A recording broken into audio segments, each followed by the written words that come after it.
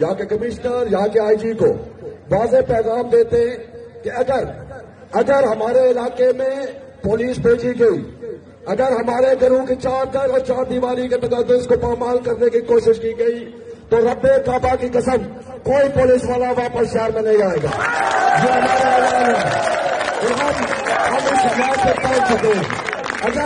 अगर हमारे घरों के अंदर हमारे बुजुर्गों पे हाथ डाला जाता है, हमारी ख़वातीन को रास्ता किया जाता है, तो किसी एमएलए का घर महफूज नहीं रहने देंगे, नहीं रहने देंगे।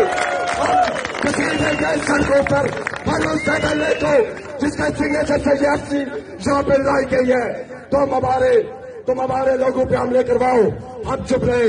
1 साल हो गया, 1 साल से हम पुरम लड़ना चाहते हैं, लेकिन तुम लोग मजबूर कर रहे हो। और देख लो, आखिर में मैं ये कहता हूँ कि इंतजामिया और अनवार हक ये देखे, ये आजाद कश्मीर के अंदर आवाज के फतेहमंद कदमों की आवाज सुने।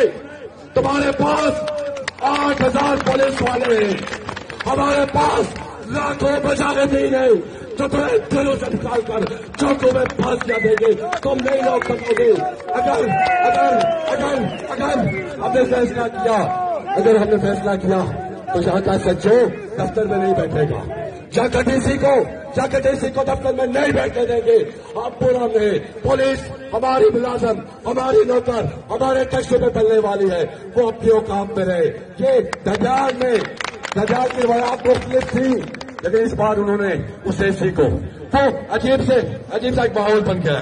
शायद वो मलबारियों की फिल्में देख के यहाँ के पुलिस वाले भी कोई सिंघम बनना चाहते हैं, कोई चौधरी असलम बनना चाहता है। उसको मूछों से किसी का लोगों ने, तो हम मूछों से नहीं, हम तुम्हारी पत्नियों ने उतार के तुम्हें जीतेंगे। इसलिए इस बात के साथ खत्म करता हूँ कि पुलिस को हमारे इलाके में ना भेजना, पुलिस को ना भेजना। ऐसा ना हो कि तुम लाशों का बोझ बर्दाश्त ना कर सको। वस्सलाम। बहुत शुक्रिया।